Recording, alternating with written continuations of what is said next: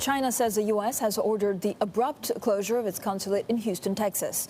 A government spokesman in Beijing calling it an unprecedented escalation. And according to the editor of the Communist Party's Global Times newspaper, the U.S. gave China only 72 hours to comply. Now, the news comes after local reports of papers being burned outside the building. Joining us now is our editor, Derek Wallbank. Derek, it's unclear exactly why the U.S. asked China to close it down so quickly. And it's also unclear why there are now fires inside. What do you know? That's right, Francine. It has not come out yet. We haven't heard from the U.S. side as to why they ordered China to get out of its consulate in Houston later on this week. I expect that as the U.S. Day comes around, we'll get some clarity on that.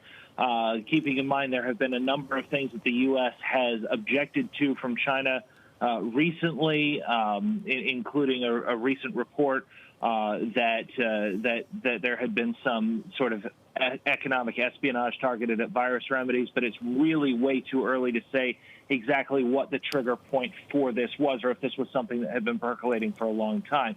What we do know is that around 8 p.m. local time, neighbors and witnesses near the consulate in Houston, Texas, reported seeing smoke coming from near that facility. It was discovered that there were paper fires in containers outside of the buildings at that that consulate compound.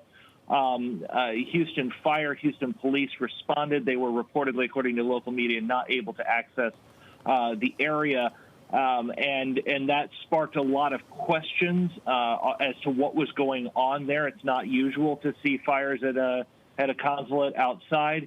It sparked some speculation. And then we just saw, as you said, within the last half hour, China announced that the U.S. had demanded that it leave by later this week.